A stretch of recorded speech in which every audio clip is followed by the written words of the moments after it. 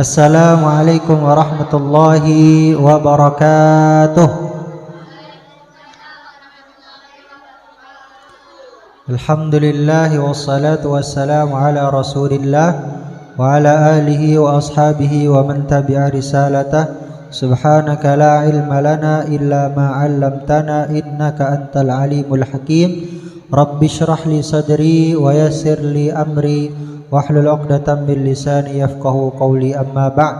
Alhamdulillah, puji serta syukur kehadirat Allah Subhanahu wa taala yang mana masih memberikan kepada kita nikmat dan karunia-Nya sehingga dengan nikmat tersebut kita dapat berkumpul di tempat yang mulia ini, melaksanakan kegiatan yang mulia ini dalam keadaan sehat walafiat. Alhamdulillah. Salawat teriring salam semoga tercurah limpahkan kepada baginda alam Nabi besar Muhammad sallallahu alaihi wasallam, kepada keluarganya, para sahabatnya, para pengikutnya, dan mudah-mudahan salawat serta salam tersebut terlimpahkan juga kepada kita yang mengaku sebagai umatnya, dan kita berharap mudah-mudahan kita dikumpulkan dengan Rasulullah sallallahu alaihi wasallam di surga. Amin ya rabbal alamin. Kita ulangi lagi pembahasan kemarin, bahwasanya rukun iman yang keenam beriman kepada qada dan qadar, beriman kepada takdir baik dan takdir buruk. Kita beriman bahwasanya segala sesuatu yang terjadi dalam kehidupan kita merupakan takdir dan ketentuan Allah Subhanahu wa ta'ala yang wajib untuk kita syukuri, yang wajib untuk kita sabari. Ketika kita ditakdir sesuatu yang baik oleh Allah Subhanahu wa ta'ala, maka wajib bagi kita untuk bersyukur. Tapi apabila kita diberikan ujian, dicoba dengan suatu masalah, diberikan oleh Allah takdir dan ketetapan yang menurut kita buruk, maka wajib untuk kita bersabar. Kata Rasul sallallahu alaihi wasallam, ajaban li amrin muslim, ajaban li amri muslim, amruhu kulluhu khair. Luar biasa sekali perkaranya orang muslim. Kenapa?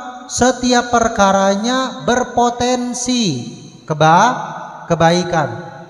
Kalau dia mendapatkan nikmat, maka ada potensi kebaikan di situ. Dia bersyukur kepada Allah Subhanahu wa ta'ala. Akan tetapi kalau dia ditimpa musibah, ada potensi kebaikan juga. Dengan apa? Dia bersabar. Apalagi musibah ini adalah cara tercepat Allah Subhanahu wa ta'ala untuk menaikkan derajat kita. Musibah ini cara tercepat Allah Subhanahu wa ta'ala menaikkan derajat kita. Ada derajat yang tidak bisa kita gapai dengan banyaknya sholat, dengan banyaknya sedekah, dengan banyaknya haji, dengan banyaknya zikir, dengan banyaknya baca Quran. Tapi derajat yang mulia ini hanya dicapai oleh orang-orang yang ketika diberikan musibah, ketika diberikan ujian, dia bersabar. Dia bersabar, dia ridho, dia rela akan ketentuan Allah Subhanahu wa ta'ala. Maka karena dia diuji, kemudian dia lulus dari ujian tersebut, dia tetap ridho, dia bersabar, maka Allah Subhanahu wa ta'ala angkat derajatnya. Angkat derajatnya. Lihat, orang-orang yang derajatnya tinggi itu paling banyak ujiannya. Paling banyak ujiannya. Kenapa? Innallaha idza ahabba 'abdan ibtalah. Allah ketika mencintai hambanya, maka Allah berikan padanya ujian. Makanya aktsarun nasi ibtilaan, orang yang paling banyak ujiannya siapa? Para rasul, para nabi. Di bawahnya para rasul, para nabi, para wali-walinya Allah, kekasih Allah. Di bawah mereka orang-orang salih, para ulama. Di bawahnya lagi kita. Jadi kalau kita merasa kita paling banyak ujiannya, kita lihat bagaimana Rasulullah sallallahu alaihi wasallam. Bagaimana ujiannya? Padahal ketika beliau belum diangkat sebagai nabi dan rasul, beliau dimuliakan, beliau disanjung, Beliau mendapatkan hidup yang luar biasa nyaman. Akan tetapi ketika diangkat menjadi Rasul, lihat, langsung diuji, langsung datang bertubi-tubi ujian demi ujian. Dicaci, dimaki, dimusuhi, kemudian disakiti secara fisik dan sebagainya dan sebagainya. Jadi kalau kita mau derajat kita naik dengan cepat di hadapan Allah, maka kita harus sabar dengan segala ujiannya. Nah, kita juga kemarin sudah jelaskan bahwasanya takdir itu ada dua macam. Takdir ada dua macam. Yang pertama takdir ilmi, yang kedua takdir yang berada di Lauhil Mahfuz. Apa itu takdir ilmi? Bahwasanya Allah Subhanahu wa taala punya sifat yang namanya al-ilmu. Apa artinya? Yang maha mengetahui. Allah Subhanahu wa taala sejak zaman azali sudah tahu akan perkara-perkara apa saja yang akan terjadi di masa yang akan datang. Jadi apa saja yang terjadi di masa yang akan datang dengan detailnya Allah Subhanahu wa taala sudah mengetahui. Maka kejadiannya yang terjadi itu tidak akan berbeda dengan apa yang Allah Subhanahu wa taala ketahui. Itu merupakan takdir ilmi, ketentuan yang terjadi sesuai dengan ilmunya Allah Subhanahu wa taala. Dan kejadiannya tidak akan berbeda, tidak akan berubah. Itu takdir ilmi, takdir berdasarkan ilmunya Allah Subhanahu wa taala. Kenapa mustahil berubah? Karena Allah Subhanahu wa taala maha mengetahui. Kalau berubah berarti tidak sesuai dengan ilmunya Allah, maka itu mustahil. Allah tidak mengetahui sesuatu. Mustahil Allah tidak mengetahui sesuatu. Yang kedua, takdir yang berada di Lauhil Mahfuz. Apa saja itu? Adalah ketentuan Allah yang catatannya Allah berikan kepada malaikat di Lauhil Mahfuz. Takdir yang berada catatannya di Lauhil Mahfuz ini bisa berubah-ubah. Bisa berubah-ubah. Dalilnya apa? Yamhullahu ma yasha wa yuthbit wa indahu ilmul kitab. Allah Subhanahu wa taala itu hak prerogatifnya, terserah Allah Subhanahu wa taala untuk menghapus takdir ataupun menulis takdir baru yang ada di Lauhil Mahfuz. Bebas bagi Allah untuk merubah-rubah takdir seseorang. Lagi dalilnya, la yaruddul qada'a illa du'a, tidak mengubah takdir seseorang kecuali dengan doa. Maksudnya apa? Takdir yang ada di Lauhil Mahfuz bisa diubah. Jadi ketika catatan kita misalnya di Lauhil Mahfuz, kita ditakdirkan menjadi orang yang miskin papa, orang yang susah, orang yang serba tidak berkecukupan. Tapi kemudian takdir tersebut bisa diubah dengan apa? Dengan kita berdoa kepada Allah Subhanahu wa taala, kemudian kita berusaha berikhtiar semaksimal mungkin. Maka Allah bisa tuh ganti takdir kita yang ada di Lauhil Mahfuz. Makanya kemudian hakikat doa itu bukan untuk memberitahukan Allah, bukan untuk memberitahukan Allah. Maka Allah maha mengetahui apa yang kita inginkan, apa yang terbersit dari hati kita, bahkan sebelum kita menginginkan itu Allah sudah tahu. Akan tetapi tujuan dan hakikat daripada doa adalah untuk menegaskan status kehambaan kita, bahwasanya kita butuh Allah Subhanahu wa taala, kita butuh rahmatnya, kita butuh kasih sayangnya, kita butuh nikmatnya pada setiap keadaan kita. Baik kita dalam keadaan senang, dalam keadaan lapang, kita masih butuh Allah, kita masih butuh rahmatnya Allah, kita masih butuh nikmat-nikmatnya Allah. Apalagi ketika kita sedang susah, kita semakin butuh sama rahmatnya Allah. Kita butuh solusi dari Allah, kita butuh masalah kita diselesaikan oleh Allah Subhanahu wa taala. Jadi ketika kita dalam keadaan lapang, dalam keadaan senang kita tetap berdoa. Karena kenapa? Hakikatnya kita berdoa, kita menegaskan bahwa kita butuh Allah. Memangnya kalau kita lagi bahagia, kita nggak butuh bernafas, kita nggak butuh makan, kita nggak butuh tidur. Kira-kira dari mana oksigen kita nafas? Kira-kira dari mana kita makan? Kira-kira dari mana rasa kantuk kita sehingga kita bisa tidur? Dari Allah Subhanahu wa ta'ala.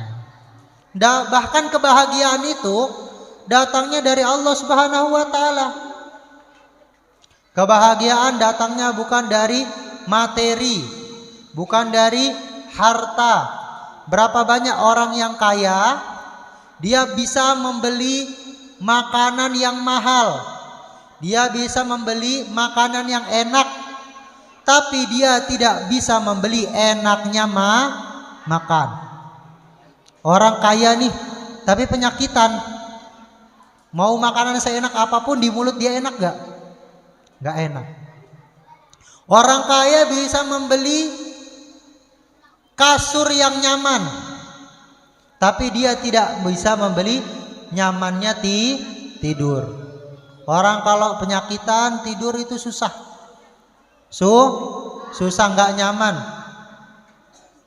Walaupun dia membeli kasur yang paling bagus, kasur yang paling mahal, tapi kalau Allah memberikan kenyamanan ke seseorang, bahkan tanpa kasur pun bisa tidurnya nyenyak. Contohnya kalian pas khutbah Jumat sering ketiduran kan? Enak gak tidurnya? Bahkan kita ketika tidur Jumat itu lebih enak daripada tidur malam ketika tidur di kasur, bener gak? Bahkan dengan waktu yang sedikit, tapi luar biasa enaknya. Itu dari mana kenikmatan tersebut? Dari Allah Subhanahu wa ta'ala. Maka kita minta kenyamanan tersebut, kenikmatan tersebut kepada Allah Subhanahu wa ta'ala. Kemudian yang terakhir, pertanyaan daripada Jibril setelah pertanyaan tentang Islam, pertanyaan tentang iman, yang ketiga pertanyaan tentang ihsan. Apa itu ihsan? Menyembah kepada Allah, beribadah kepada Allah seakan-akan kita melihat Allah di hadapan kita. Seakan-akan kita melihat Allah di hadapan. Ketika kita mau sholat, maka kita hadirkan kekhusyuan, kita hadirkan pakaian yang terbaik, kita hadirkan diri kita yang terbaik. Kenapa? Karena kita tahu, kita yakin bahwasanya ketika kita sholat, kita melihat Allah di hadapan kita. Kita menghadap Allah Subhanahu wa ta'ala. Ketika kita sedang mau menghadap pemimpin dunia, menghadap presiden, kita akan memakai pakaian terbaik kita. Kita akan mandi dulu, rapi-rapi dulu. Kenapa? Kita mau ketemu orang yang penting. Kita mau ketemu orang yang mungkin bakal kasih kita banyak manfaat. Kalau kita saja melakukan itu kepada manusia, harusnya kita melakukan yang lebih lagi ketika kita mau menghadap Allah Subhanahu wa ta'ala. Kalau presiden itu pemimpinnya Indonesia, Allah pemimpinnya semua alam. Jadi harus kita pakai pakaian yang terbaik. Kita harus bersuci dulu. Kita harus cuci muka kita, tangan kita, kaki kita. Kita sucikan badan kita, sucikan hati kita, karena kita mau menghadap Allah Subhanahu wa ta'ala. Kalau kita tidak bisa bayangkan ketika kita sholat, kita sedang berhadapan dengan Allah, kita sedang melihat Allah Subhanahu wa ta'ala, maka anggap saja ketika kita beribadah, kita sedang dilihat oleh Allah Subhanahu wa ta'ala. Orang kalau lagi kerja dan ketika kerja diawasi, maka ia akan merasa bahwasanya ia harus melakukan yang terbaik. Kenapa? Karena dia merasa diawasi. Begitu juga ketika kita sedang beribadah. Kita itu sedang beribadah, Bukan semata-mata dengan gerakan saja, tapi dengan hati juga. Dan kalau kita merasa bahwasanya kita sedang diawasi oleh Allah Subhanahu wa taala, maka kita akan menghadirkan kekhusyuan, menghadirkan yang terbaik. Kenapa? Kita sedang dilihat oleh Allah, diperhatikan oleh Allah Subhanahu wa taala. Dan diperhatikannya bukan ketika sholat saja, akan tetapi setiap gerak-gerik kita, setiap ucapan yang keluar dari lidah kita. Ma yalfidhu min qaulin illa ladaihi raqibun atid. Tidaklah keluar satu huruf dari mulut kita kecuali Allah catat, kecuali malaikat catat. Orang itu, lihat, presiden ketika ngasih statement, ketika berbicara di hadapan wartawan, kira-kira berapa orang yang nyatat itu? Banyak kan? Kenapa kemudian dicatat? Karena dianggap perkataannya perkataan yang penting. Begitu juga kita dengan Allah Subhanahu wa taala. Allah itu menganggap kita penting.